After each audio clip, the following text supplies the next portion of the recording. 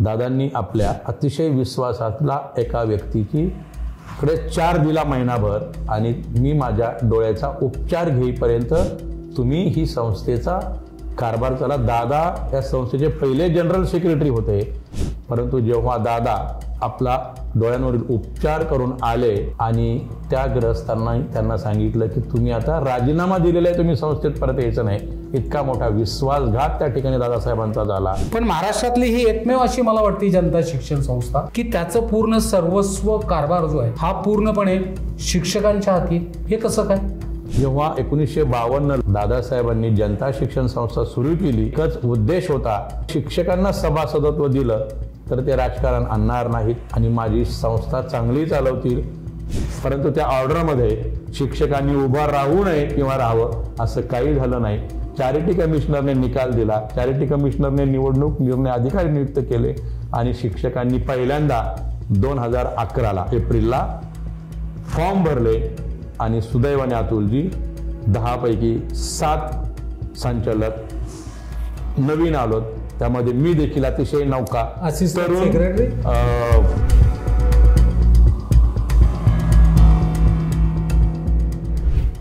तसा संतांची भूमी म्हणून पाहिला जातो आणि महाराष्ट्राकडं शैक्षणिकदृष्ट्या जर पाहिलं गेलं तर कर्मवीर भाऊराव पाटील यांच्यासारखे दूरदृष्टी असणारे शिक्षण क्षेत्रातले महर्षी अशा बहुजन समाजातील विद्यार्थ्यांनी शिक्षणाच्या प्रवाहामध्ये यावं याकरता आपलं पूर्ण आयुष्य वेचणारे कर्मवीर भाऊराव पाटील असतील किंवा आपल्या पुणे शहरामध्ये जनता शिक्षण संस्था याची स्थापना करणारे सन्माननीय दादासाहेब जगताप असतील.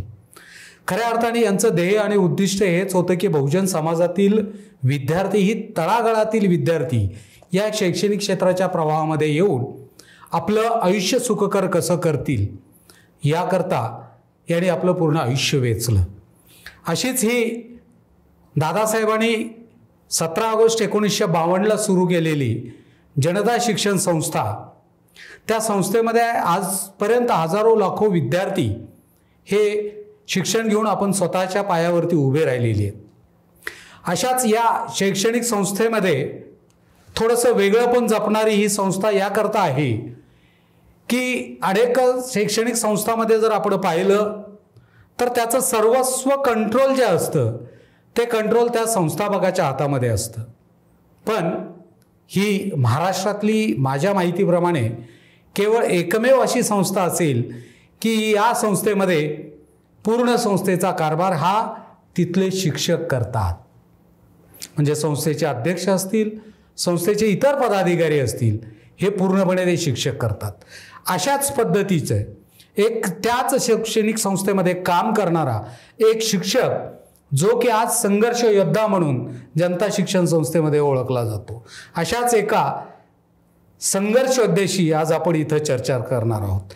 नमस्कार, मी अतुल क्षीरसागर.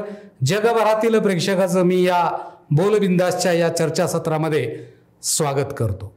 आज आपल्या समवेत जनता शिक्षण संस्था पुणे येथील जनरल सेक्रेटरी प्राध्यापक सुभाषजी जावळे सर आहेत. त्यांच्याशी आपण संवाद साधणार आहोत. सर नमस्कार. नमस्कार. नमस्कार. मनपूर्वक स्वागत. सर, खरं तर मला अनेक वेळा असा प्रश्न पडतो, महाराष्ट्रामध्ये अशा अनेक शैक्षणिक संस्था आहे आणि त्या शैक्षणिक संस्थांचा जो कारभार आहे तो कारभार हा प्रामुख्याने ते कुटुंबीय किंवा जी काही संचालक मंडळ असेल त्यामध्ये शिक्षकांचा हस्तक्षेप नसतो किंवा काही नाही. पण महाराष्ट्रातली ही एकमेव अशी मला वाटते जनता शिक्षण संस्था की त्याचं पूर्ण सर्वस्व कारभार जो आहे हा पूर्णपणे शिक्षकांच्या हाती. हे कसं काय? संपूर्ण महाराष्ट्रामध्ये जनता शिक्षण संस्था ही एकमेव शिक्षण संस्था अशी आहे की या ठिकाणी संस्थापक वंदनीय दादासाहेब जगताप यांनी आपल्या शिक्षकांना सभासदत्व दिलं. याच्या मागचं पार्श्वभूमी अशी आहे, दादासाहेबांचे वडील गुरुवर्य बाग जगताप यांनी पुण्यामध्ये अगदी 1929 पासून शिवाजी मराठा असेल, प्रिपरेटरी स्कूल असेल, हिरे हायस्कूल असतील, अशा मोठमोठ्या शिक्षण संस्था काढल्या आणि दुर्दैवाने त्या शिक्षण संस्था ज्या लोकांनी आपल्याला मदत करतील या उद्देशाने गुरुवर्यांनी आणि दादासाहेबांनी त्या लोकांना मॅनेजमेंटवर घेतलं, परंतु त्याच लोकांनी दांडगाई करून त्या संस्थापकांकडून म्हणजे जगताप कुटुंबियांकडून काढून घेतल्या. आणि म्हणून जेव्हा 1952ला दादासाहेबांनी जनता शिक्षण संस्था सुरू केली त्यामागचा त्यांचा एकच उद्देश होता की माझे शिक्षकांना सभासदत्व दिलं तर ते राजकारण आणणार नाहीत आणि माझी संस्था चांगली चालवतील, तिचं संगोपन करतील, संवर्धन करतील आणि आर्थिक मदत देखील करतील आणि शिक्षकच चांगली संस्था चालवतील. हा दृढ आत्मविश्वास आणि खात्री संस्थापक वंदनीय दादासाहेब यांना होती आणि म्हणूनच त्यांनी शिक्षकांना सभासदत्व दिलं. हा एक शिक्षण क्षेत्रातली खऱ्या अर्थाने चमत्कार आणि दातृत्व असलेली ही लोक. अदरवाईज मूळ संस्थापक संस्था काढतात ती त्यांच्या मालकीची असते आणि पिढ्यानपिढ्या त्या संस्थेवरती त्याच कुटुंबाचं मक्तेदारी असते आणि मालकत्व असतं. ही वस्तुस्थिती आहे. परंतु दादासाहेबांचा उद्देश होता शिक्षकांवर त्यांचा विश्वास होता आणि म्हणून या उदात्त हेतूने त्यांनी शिक्षकांना सभासदत्व दिलेलं आहे. पण सर, ही जी दूरदृष्टी होती दादासाहेबांची की शिक्षकच माझे पूर्णपणे या संस्थेला दायित्व देतील, खूप वेगळ्या उंचीवरती घेऊन जातील. पण साधारणतः संस्थेचा जर इतिहास पाहिला आपण आज 1952 ते म्हणजे आपण अमृत महोत्सवाकडे वाटचाल करताय. बरोबर. या एवढ्या कालखंडामध्ये दादांनी जो दूरदृष्टिकोन समोर ठेवून शिक्षकांकरता हजारो शिक्षकांची कुटुंब उभं राहिली, पण जगताप कुटुंबियांना बाहेर काढावं लागलं आणि गिळंकृत करायला निघाले. हे कसं काय? मुळात मी थोडंसं भूतकाळात जातो. भारतात नव्हे तर जगामध्ये त्यागमूर्ती कुटुंब म्हणून जगताप कुटुंबे ओळखल्याचं कारण असं आहे. पुण्याचे पहिले महापौर गुरुवर्य बाग जगताप यांचे चिरंजीव जनता शिक्षण संस्थेचे संस्थापक वंदनीय जयवंतराव बाबूराव जगताप उर्फ दादासाहेब हे शिक्षक होते आणि त्यांच्या पत्नी जयंतीबाई म्हणजे माईसाहेब ह्या गृहिणी होत्या. आणि मुळातच घरामध्ये शिक्षणाच्या बाळकडू मिळाल्यामुळे आणि अतिशय संस्कारक्षम हे घरानं गुरुवर्यांनी आणि त्यानंतर दादांनी स्वतःच्या पगारातून शाळा आणि संस्था उभ्या केल्या, जमिनी विकत घेतल्या, गावकऱ्यांचा सहभाग घेतला, लोकवर्गणी केली आणि जवळजवळ पुणे शहरामध्ये 120 एकर जमीन त्यांनी बहुजन समाजातील तळागाळातील वंचित, शोषित, दुर्लक्षित घटकांसाठी त्यांनी शाळा चालू केल्या. म्हणजे फक्त द्यायचं घ्यायचं काही नाही. आणि इतकं त्यागमूर्ती कुटुंब माझ्या अनुभवात, ऐकण्यात आणि वाचण्यात कुठेही आलेलं नाही. म्हणून मी धाडसाने असं म्हणू शकतो अतुलजी आपणास की भारतातच काय जगात असं त्यागमूर्ती कुटुंब नाहीये की ज्यांनी एवढी मोठी जमीन जागा दान करावी. आपल्या कुटुंबासाठी 1 इंचही त्यातली जमीन किंवा गुंठा त्यांनी घेतलेला नाही. इतका उदात्त त्यागमूर्ती हे घराणं आहे. आणि त्यामुळे 1952ला दादांनी प्रथमतः संस्था काढली. त्यांनी अनेक ग्रामस्थांना हयात सभासद करून घेतलं. शाखा प्रमुखांना पूर्णत्व स्वातंत्र्य दिलं. पूर्वी जनता शिक्षण संस्थेच्या शाखा या मुख्याध्यापकांच्या नावाने ओळखल्या जायच्या. असे ध्येय वेडे झालेले शिक्षक दादांनी नेमले आणि त्या मुख्याध्यापकांच्या नावाने त्या शाळा ओळखल्या जायच्या. सुरुवातीला संख्या कमी होती. कालांतराने दादांनी काही समाजातील गावातील लोक तह्यात घेतले आणि ही अतिशय चांगल्या पद्धतीने दादांनी संस्था शाळा चालवल्या. माईसाहेब ग्रामीण भागातील शाळा त्याची जमीन शेणाने स्वतः सारवत असायच्या. दादा आपल्या पगारातल्या पैशातून शाळांचा सगळा खर्च करत असायचे. कर्मचाऱ्यांचा पगार देखील देत असायचे आणि दादा स्वतः प्रत्येक शाखेत जायचे. त्यावेळेस एसटीची तुरळक सुविधा असायची. अनेक अंतर ते पायी चालायचे आणि खूप कष्टातून त्यांनी ही संस्था उभी केली. त्यांनी आपल्या मुलांना या संस्थेमध्ये कुठेही शिरकाव करून दिला नाही. याचं कारण शिक्षक संस्था सांभाळतील अशा या त्यागमूर्ती कुटुंबाने आणि दादांचा आणि माईंचा त्याग, गुरुवर्यांचा त्याग हे एक महाराष्ट्रातीलच नाही भारतातील एक मूर्तिमंत उदाहरण म्हणून सांगता येईल. अशा प्रकारची या संस्थेची पार्श्वभूमी आहे, ज्यांनी आपल्या पोटच्या मुलांना कधी कधी दादांना पगार द्यावा लागल्यामुळे, पैसे नसल्यामुळे आपल्या मुलांना मुरमुरे आणि भेळ रात्रीच्या जेवणाऐवजी दिलेली आहे. ही वस्तुस्थिती आहे.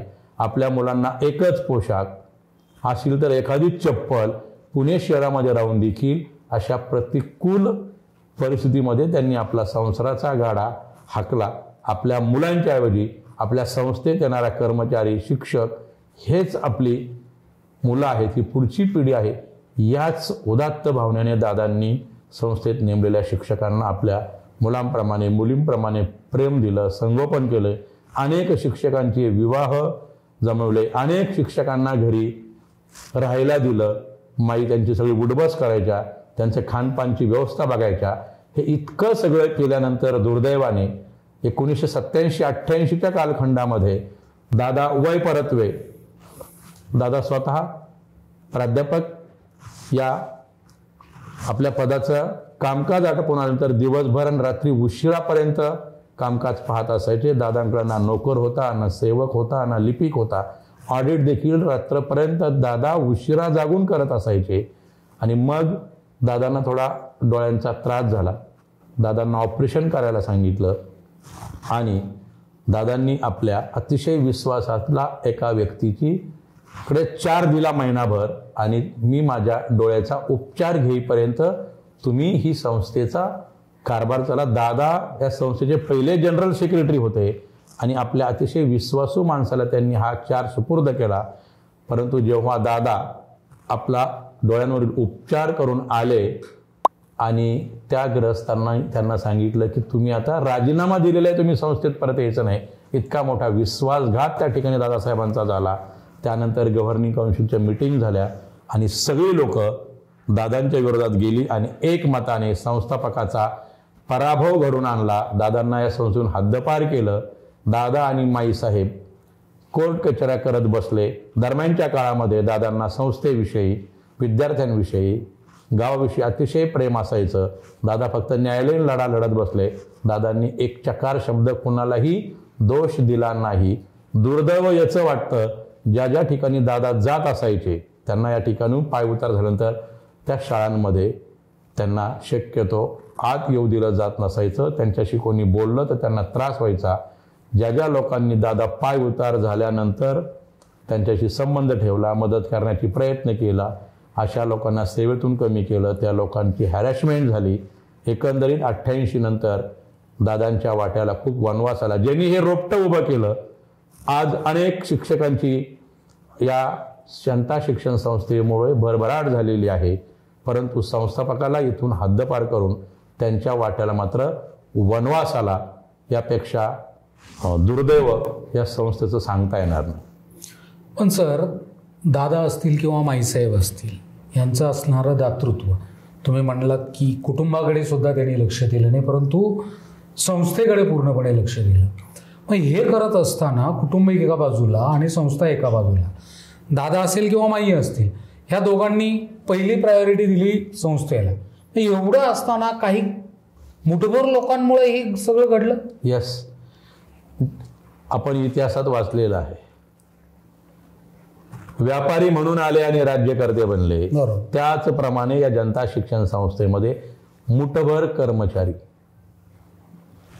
आपण सगळे या ठिकाणी कर्मचारी आहोत, आपण पोट भरायला आलेलो आहोत. या लोकांनी या संस्थेमध्ये घाणेरडं राजकारण केलं. तत्कालीन संस्थेचे जे अध्यक्ष असतील त्यांच्या मर्जीतले आहोत. आणि या लोकांनी ही संस्था हळूहळू गिळंकृत करत गेले आणि तिच्यावर पूर्ण कब्जा मिळवला. ज्या लोकांनी आपल्या नोकरीचं काम केलं नाही, अशा लोकांनी ही संस्था हळूहळू हस्तगत करत गेले. पुढे दुर्दैवाने दादा न्यायालयीन लढा लढत राहिले. वय झाल्यामुळे दादांचं निधन झालं. कालांतराने माईचंही निधन झालं आणि संस्था मुठभर लोकांच्या, जे देखील कर्मचारी आहेत, आमच्यासारखेच पोट भरायला असलेल्या लोकांनी मालकी सिद्ध केली. आणि या संस्थेतलं दुर्दैव म्हणजे संस्थापकांनंतर ना त्यांच्या कुटुंबियांना कधी या संस्थेत मान सन्मानाने बोलावलं. या ठिकाणी ही खंत आम्हाला सांगावीशी वाटते की कुठेही दादांचा पुतळा या संस्थेत किंवा दादांची पुण्यतिथी जयंती माईंची पुण्यतिथी जयंती या संस्थेत साजरी केली गेली नाही. दादांचा फक्त फोटो असायचा गोळवड्यांचा, पण माईंचा फोटो कधी या संस्थेत नव्हता. जितकं दादांनी परिश्रम केले त्यापेक्षाही काकणभर परिश्रम वंदनीय माईसाहेबांनी केलेले आहेत आणि संस्थापक पूर्ण पडद्याच्या आड या संस्थेमध्ये गेलेली होती, ही वस्तुस्थिती आहे. म्हणजे साधारणतः 90च्या दशकाच्या आसपास दादांना इथून पायउतार करावा लागला. 88-90 तो कालखंड. म्हणजे त्या कालखंडापासून खऱ्या अर्थाने संस्थेची अधोगती चालली असं म्हणायला काय हरकत नाही. बरोबर. कारण 90पर्यंत 88 पर्यंत साधारणतः पुणे शहर असेल, शहरात जिल्ह्यातल्या अनेक ग्रामीण भाग असेल, अशा अनेक ठिकाणी काय झालं, नवीन नवीन शाखांची सुरुवात झाली आणि नंतर ते बंदच झालं.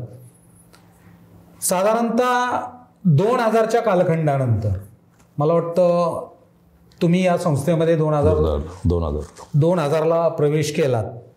तिथंही तुम्हाला संघर्ष करावा लागला. ते काय नेमकं कसा संघर्ष होता?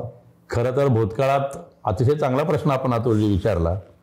या संस्थेत मी जून 2000ला आलो. जाहिरात आलेली होती, मुलाखत दिली आणि माझी नियुक्ती झाली. या नियुक्तीचे तत्कालीन सचिव कैलासवासी वंदनीय आबासाहेब जंगले सर होते आणि जेव्हा मी मुलाखतीला गेलो कैलासवासी काकासाहेब खेशे आणि माझी त्यांनी फाईल पाहिली आणि माझे स्पोर्टचे सर्टिफिकेट पाहिले आणि मला त्यांनी प्रश्न विचारला, तुम्ही तर एक इतके उत्कृष्ट प्लेयर आहात, मग तुम्ही आत्तापर्यंत दुसरीकडे जॉब मिळवण्याचा प्रयत्न केला की नाही? म्हटलं माझा पहिलाच इंटरव्ह्यू आहे आणि त्या पहिल्याच मुलाखतीमध्ये पहिल्याच प्रयत्नात माझी जनता शिक्षण संस्थेच्या दापोडी कनिष्ठ महाविद्यालयात विना अनुदानित विभागात नियुक्ती झाली. त्यानंतर संस्थेत गटबाजी राजकारण सुरू होतं. आम्ही आबासाहेब जंगले सचिव असताना आमची नियुक्ती झाली म्हणजे जंगले सरांची ही माणसं असा शिक्का मारला गेला आणि जंगले सरांचं दुर्दैवाने राजकारण करून त्यांचं सचिवपद घालवलं गेलं आणि सरांनी राजीनामा दिला आणि सर बाहेर पडले. त्यानंतर जंगले सरांनी त्यांच्या कालखंडात घेतलेल्या सगळ्या शिक्षकांना सेवेतून कमी केलं, परंतु माझा विषय इंग्रजी असल्यामुळे मला त्यांना कमी करता आलं नाही. सर्व फॅकल्टीला इंग्रजी विषय असतो आणि मला औंध आणि दापोडी अशा दोन्ही शाखेमध्ये नोकरी करण्याची संधी मिळाली. परंतु मी विनाअनुदानितला नियुक्त होतो आणि टप्पा अनुदान तुकड्यांना आलं आणि मग मी अडचणीचा ठरवू लागलो आणि आपल्या मर्जीतील लोकांना नियुक्ती घेण्यासाठी तत्कालीन सचिवांनी मला तोंडी आदेशाने सांगितले की तुमची सेवा समाप्त करण्यात येते आणि रिझन काही नाही. परंतु माझे मोठे बंधू हे संघटनेत कार्यरत होते. आपणास ज्ञात आहे संपूर्ण पुणे जिल्ह्यातच काय महाराष्ट्रात शिक्षण क्षेत्रात जी बुलंद तोप आहे आयुष्मान प्राध्यापक संपत त्रिभुवन सर, माझे बंधू त्यांच्याबरोबर काम करत होते आणि मला सेवेतून कमी केल्यामुळे भाऊ मला तिकडे घेऊन गेले आणि मग मला त्रिभुवन सरांनी 2 धाडसी प्रश्न विचारले, तुम्ही संघर्ष करणार का लढणार का, तुमची फाईल पाहू द्या. आणि त्यांनी ते इत्थंभूत पाहिलं आणि सगळं शिष्टमंडळ या ठिकाणी आलं. कबाडे सर त्यावेळेस सेक्रेटरी होते आणि कबाडे सरांना संघटनेने सांगितले की तुम्हाला असं करता येणार नाही आणि कायदेशीर प्रक्रियेमुळे माझी 4 वर्ष सेवा झालेली होती. मला शेड्यूल डीचा नियुक्ती आदेश होता. माझी नियुक्ती विहित पद्धतीने झालेली होती आणि त्यामुळं कबाडे सरांचा नाविलाज झाला आणि त्यांना मला पुन्हा सेवेत रुजू करून घ्यावं लागलं. या कालखंडामध्ये मी प्रचंड धाडसाने संघर्ष केला आणि त्या क्षणापासून जिथे जिथे अन्याय होईल तिथे तिथे मी पेटून उठलो. परंतु हे करत असताना संघर्ष करत असताना कायद्याचा धाक मात्र कायम बाळगला. कायद्याला अपेक्षित असलेलंच काम केलं आणि अनेक जनता शिक्षण संस्थेतील अन्यायग्रस्त बंधू भगिनींना विनामूल्य न्याय मिळवून दिला. हे करत असताना एक खुनी हल्ला देखील मी पचवलेला आहे. अनेक मानहानी, अपमान हे सगळं पचवलेलं आहे. कामकाज करत असताना कायद्याचं ज्ञान घेत गेलो. शासन दरबारी अनेक प्रश्न मांडले आणि ज्या ज्या महिला असतील, पुरुष असतील, शिक्षकेतर असतील जे प्रश्न सोडत गेलो आणि एक एक माणूस त्या माध्यमातनं जोडत गेलो. अगदी मी एकटा निघालो होतो, पण आजपर्यंत जर पाहिलं तर एक प्रचंड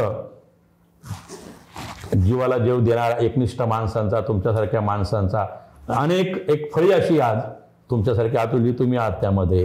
राघवन सर असतील, बहिरट असतील, गायकवाड बीवी सर असतील, जगदाळे सर असतील, कैलासवासी जेंगले सर असतील, माजी सेक्रेटरी दादासाहेब भुजबळ सर असतील, प्राचार्य हिरवे सर असतील, नॉन टीचिंगमध्ये रासकर सर असतील किंवा रेवले सर असतील, प्राथमिक वर्गातील नाजीरकर सर असतील, अनेक महिला भगिनी सहारे मॅडम सारख्या शिक्षिका असतील, अशा उपाध्याय मॅडम असतील, काटकर मॅडम असतील, अशा अनेक नव्या जुन्या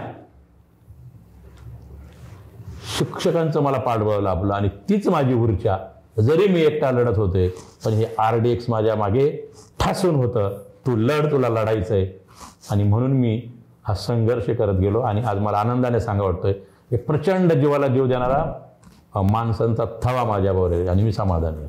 नाही, संघर्ष करत असताना, तुम्ही संघर्षातनं जात असताना तुम्हाला जाणीव झाली की एकंदरीत आपल्यावरती जो वेळ प्रसंग आलेला आहे तो इतरांवरती येऊ नये याकरता तुम्ही काम करत राहिला. पण जनता शिक्षण संस्थेमध्ये ही निवडणुकीची प्रक्रिया साधारणतः कधीपासून सुरू झाली? कारण हा इतिहास पाहिला तर निवडणूक ही होतच नव्हती. ही जटिल आणि कायदेशीर प्रश्न आणि अतिशय अभ्यासपूर्ण प्रश्न आपण अतुलजी विचारलेला आहे. मी 2000 साली या संस्थेत आलो. जनता शिक्षण संस्थेची, प्रत्येक संस्थेची घटना असते आणि प्रत्येक संस्था चॅरिटी कमिशनरकडे नोंदणीकृत असते. BPT ॲक्ट आहे त्याला. आपल्या घटनेमध्ये देखील शिक्षकांना सभासदत्व आहे. आपली गव्हर्निंग काउन्सिल म्हणजे संचालक मंडळ आणि दादांपासून अगदी 2011 पर्यंत दरवर्षी आपल्या संस्थेची गव्हर्निंग काउन्सिल निवडली जायची. दादा सगळ्यांनी एकत्रित बोलायचे आणि सर्वानुमते संस्थेचं संचालक मंडळ ठरलं जायचं. 88-90 नंतर कोर्ट मॅटर झालं, दादांना संस्थेतून घालवलं गेलं. तेव्हापासून जनता शिक्षण संस्थेचं charity commissioner, district court, high court, पुन्हा चॅरिटी संस्थाही न्यायालयीन फेऱ्यात अडकली. 2005 पर्यंत ती तशीच राहिली न्यायालयाच्या चक्रामध्ये. त्यामुळे प्रचंड संस्थेची अधोगती झाली. परंतु न्यायालयीन आदेश आलेला होता. काही तह्यात लोकांनी पिटिशन फाईल केली, त्याची ऑर्डर झालेली होती आणि तत्कालीन संचालक मंडळ जे होते 2004 ते 2006 या दरम्यान ते काही कोर्ट मॅटरनुसार निवडणूक घेत नव्हते. शेवटी ते कोर्टात गेले, उच्च न्यायालयात, आणि त्यांनी कोर्टातून निवडणूक लावली. आणि 2006 साली, पूर्वी 1-1 वर्षाची दादा स्वतः निवडणूक घ्यायची, त्या बिनविरोध निवडणूक व्हायच्या. आणि 2006 साली जनता शिक्षण संस्थेची अनेक कालखंडानंतर गव्हर्निंग काउन्सिलची लोकशाही पद्धतीने निवडणूक झाली. 2 गट उभे राहिले, त्यावेळी शिक्षक उभे राहिले नाही. संस्थेतील तळहयात सभासदांचा 2 गटामध्ये ही निवडणूक झाली आणि त्यावेळेस संस्थापक वंदनीय दादासाहेब आणि माईसाहेब यांचे चिरंजीव जयसिंगराव जगताप आणि कन्या ज्योतिताई जगताप हे दोघं उभे होते एका पॅनलमध्ये आणि प्रस्थापितांचं जे सत्ता चालवत होते त्यांचं एक पॅनल. अशी निवडणूक झाली 6ला आणि त्यामध्ये फक्त शिक्षकांनीचं मतदान होतं. त्यात सभासद मुठभर होते आणि जे सत्ताधारी होते त्यांचं पॅनल निवडून आलं. परंतु शिक्षक सभासदांनी संस्थापकाच्या कुटुंबाला न्याय दिला आणि जयसिंगराव जगताप आणि ज्योतिताई जगताप हे निवडून आले. ही निवडणूक झाल्यानंतर देखील तळहयात सभासदांनी ती निवडणुकीची प्रक्रिया कायद्याप्रमाणे न झाल्यामुळे पुन्हा पिटिशन फाईल केलं आणि नुकताच माझा संघर्षाचा काळ चालू होता. कदाचित मी त्यावेळेस थोडा तरुण होतो, आक्रमक होतो, जोशात होतो. जेंगले सरांना ज्या पद्धतीने घालवलं ते एक सल मनात कुठेतरी होतं. माझी नोकरी घालवली ती एक कुठेतरी सल होती आणि त्या काळात एक संधी मिळाली काम करायला.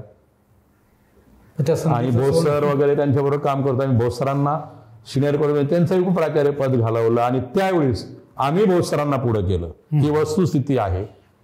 आम्ही आपण सगळ्यांनी भोस सरांना पुढे केलं आणि एका गटाचं नेतृत्व करायला लावलं आणि कोर्टात आपण गेलो. आपण स्वतःच्या पगाराचे पैसे त्या ठिकाणी कॉन्ट्रीब्यूट केले आणि 11/11/2008ला 2006 साली आलेलं संचालक मंडळ आपण बरखास्त केलं. त्यानंतर डिस्ट्रिक्ट कोर्ट, हायकोर्ट असे पिटिशन फाईल झाले आणि हायकोर्टातून 11ला पुन्हा चॅरिटी कमिशनरकडे प्रकरण आलं आणि त्यांनी ती ऑर्डर केली की जनता शिक्षण संस्थेच्या निवडणुका घ्या. आणि मग शिक्षक मंडळी दोन्ही गटाचे त्या ठिकाणी उपस्थित होते आणि मग प्रश्न केला की शिक्षकांना उभा राहता येतं की नाही. त्या जज साहेबांनी मान अशी हलवली. त्यांनी त्यांच्या सवयीप्रमाणे आम्ही त्याचा सोयीचा अर्थ घेतला. परंतु त्या ऑर्डरमध्ये शिक्षकांनी उभा राहू नये किंवा राहावं असं काही झालं नाही. चॅरिटी कमिशनरने निकाल दिला. चॅरिटी कमिशनरने निवडणूक निर्णय अधिकारी नियुक्त केले आणि शिक्षकांनी पहिल्यांदा 2011ला एप्रिलला फॉर्म भरले आणि सुदैवाने अतुलजी 10 पैकी 7 संचालक नवीन आलोत. त्यामध्ये मी देखील अतिशय नौका कार्यकर्ता म्हणून मी असिस्टंट सेक्रेटरी म्हणून त्यावेळेस प्रथमतः आम्ही निवडून आलो आणि चांगलं काम करण्याचा प्रयत्न केला. 1 वर्षाकरताच आम्ही निवडून आलेलो होतो. हे असताना पुन्हा 1 वर्षाने आम्ही निवडणूक लावली. पुन्हा निवडणूक चालू असताना कोर्टाचा आदेश आला. पुन्हा मग निवडणूक होऊन गेली. आम्ही पुन्हा भुजबळ सरांबरोबर गेलो. तिकडेही निवडून आलो. ज्यांच्या बरोबर होतो त्यांनी काय कारभार केला ते काय मी काही खोलात जात नाही. आपण सगळे समजलं. पण मी एक तुम्हाला आठवण करून देतो अतुलजी.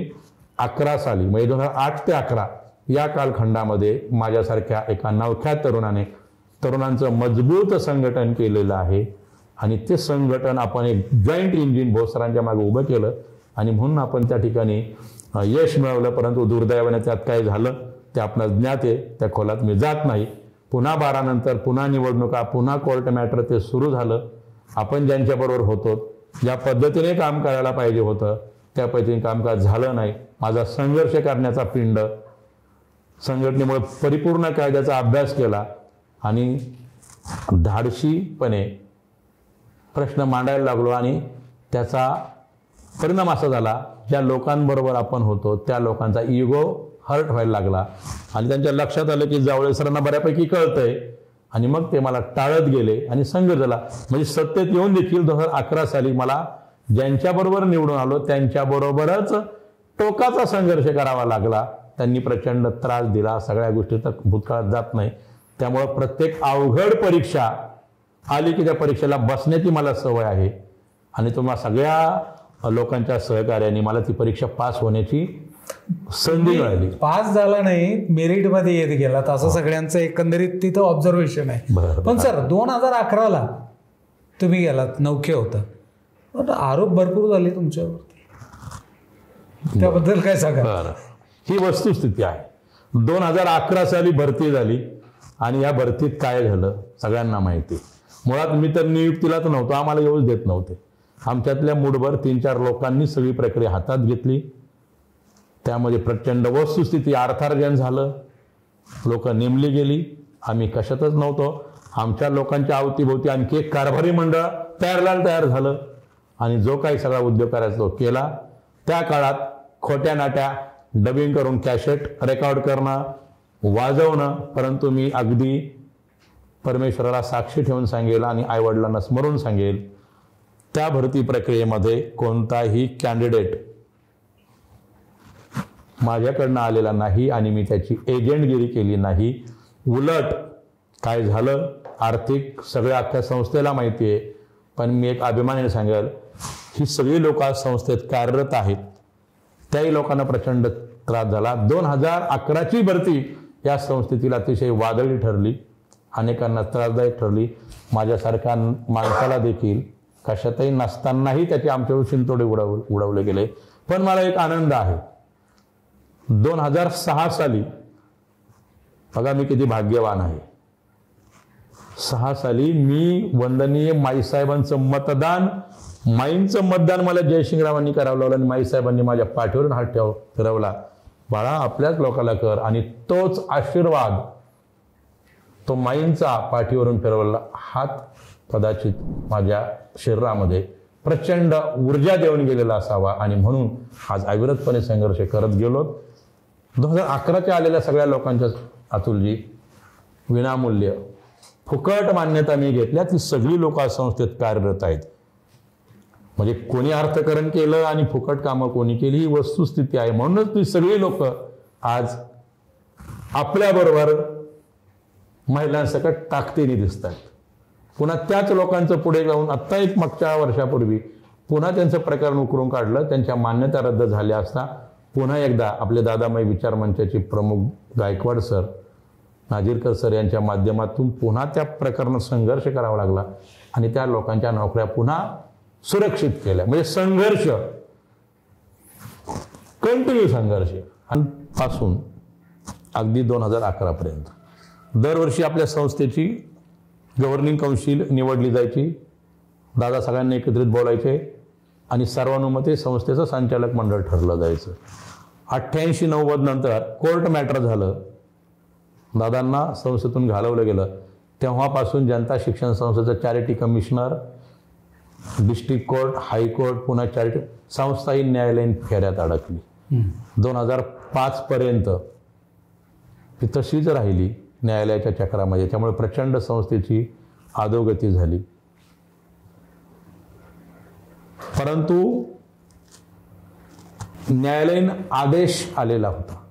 काही तह्यात लोकांनी पिटिशन फाईल केली, त्याची ऑर्डर झालेली होती आणि तत्कालीन संचालक मंडळ जे होते 2004 ते 2006च्या या दरम्यान ते काही कोर्ट मॅटरनुसार निवडणूक घेत नव्हते. शेवटी ते कोर्टात गेले उच्च न्यायालयात आणि त्यांनी कोर्टातून निवडणूक लावली आणि 2006 साली, पूर्वी एक वर्षाची दादा स्वतः निवडणूक घ्यायची, त्या बिनविरोध निवडणूक व्हायच्या, आणि 2006 साली जनता शिक्षण संस्थेची अनेक कालखंडानंतर गव्हर्निंग काउन्सिलची लोकशाही पद्धतीने निवडणूक झाली. 2 गट उभे राहिले, त्यावेळी शिक्षक उभे राहिले नाही.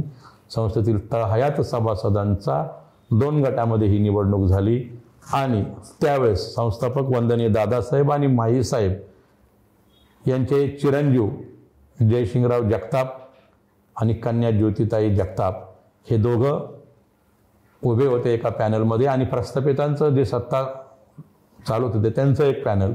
अशी निवडणूक झाली 6ला आणि त्यामध्ये फक्त शिक्षकांनीचं मतदान होतं. त्यात सभासद मुठभर होते आणि जे सत्ताधारी होते त्यांचं पॅनल निवडून आलं. परंतु शिक्षक सभासदांनी संस्थापकाच्या कुटुंबाला न्याय दिला आणि जयसिंगराव जगताप आणि ज्योतिताई जगताप हे निवडून आले. ही निवडणूक झाल्यानंतर देखील तळहात सभासदांनी ती निवडणुकीची प्रक्रिया कायद्याप्रमाणे न झाल्यामुळे पुन्हा पिटिशन फाईल केलं आणि नुकताच माझा संघर्षाचा काळ चालू होता. कदाचित मी त्यावेळेस थोडा तरुण होतो, आक्रमक होतो, जोशात होतो. जंगले सरांना ज्या पद्धतीने घालवलं ते एक सल मनात कुठेतरी होतं. माझी नोकरी घालवली होती ती एक कुठेतरी सल होती आणि त्या काळात एक संधी मिळाली काम करायला. आणि भोस सर वगैरे त्यांच्याबरोबर काम करतो. आम्ही भोस सरांना सिनियर कॉलेज त्यांचंही खूप प्राचार्य पद घालवलं आणि त्यावेळेस आम्ही भोस सरांना पुढे केलं. ही वस्तुस्थिती आहे. आपण सगळ्यांनी भोस सरांना पुढे केलं आणि एका गटाचं नेतृत्व करायला लावलं आणि कोर्टात आपण गेलो. आपण स्वतःच्या पगाराचे पैसे त्या ठिकाणी कॉन्ट्रीब्यूट केले आणि 11/11/2008ला 2006 साली आलेलं संचालक मंडळ आपण बरखास्त केलं. त्यानंतर डिस्ट्रिक्ट कोर्ट, हायकोर्ट असे पिटिशन फाईल झाले आणि हायकोर्टातून 11ला पुन्हा चॅरिटी कमिशनरकडे प्रकरण आलं आणि त्यांनी ती ऑर्डर केली की जनता शिक्षण संस्थेच्या निवडणुका घ्या. आणि मग शिक्षक मंडळी दोन्ही गटाचे त्या ठिकाणी उपस्थित होते आणि मग प्रश्न केला की शिक्षकांना उभा राहता येतं की नाही. त्या जज साहेबांनी मान अशी हलवली. त्यांनी त्यांच्या सवयीप्रमाणे आम्ही त्याचा सोयीचा अर्थ घेतला. परंतु त्या ऑर्डरमध्ये शिक्षकांनी उभा राहू नये किंवा राहावं असं काही झालं नाही. चॅरिटी कमिशनरने निकाल दिला. चॅरिटी कमिशनरने निवडणूक निर्णय अधिकारी नियुक्त केले आणि शिक्षकांनी पहिल्यांदा 2011ला एप्रिलला फॉर्म भरले आणि सुदैवाने अतुलजी 10 पैकी 7 संचालक नवीन आलो, त्यामध्ये मी देखील अतिशय नौका असिस्टंट सेक्रेटरी कार्यकर्ता म्हणून, मी असिस्टंट सेक्रेटरी म्हणून त्यावेळेस प्रथमतः आम्ही निवडून आलो आणि चांगलं काम करण्याचा प्रयत्न केला. 1 वर्षाकरताच आम्ही निवडून आलेलो होतो. हे असताना पुन्हा 1 वर्षाने आम्ही निवडणूक लावली. पुन्हा निवडणूक चालू असताना कोर्टाचा आदेश आला. पुन्हा मग निवडणूक होऊन गेली. आम्ही पुन्हा भुजबळ सरांबरोबर गेलो, तिकडेही निवडून आलो. ज्यांच्या बरोबर होतो त्यांनी काय कारभार केला ते काय मी काही खोलात जात नाही, आपण सगळे समजलं. पण मी एक तुम्हाला आठवण करून देतो अतुलजी, 11 साली म्हणजे 2008 ते 11 या कालखंडामध्ये माझ्यासारख्या एका नवख्या तरुणांचं मजबूत संघटन केलेलं आहे. आणि ते संघटन आपण एक जॉईंट इंजिन भोसरांच्या मागे उभं केलं आणि म्हणून आपण त्या ठिकाणी यश मिळवलं. परंतु दुर्दैवाने त्यात काय झालं ते आपणास ज्ञात आहे, त्या खोलात मी जात नाही. पुन्हा 12 नंतर पुन्हा निवडणुका, पुन्हा कोर्ट मॅटर ते सुरू झालं.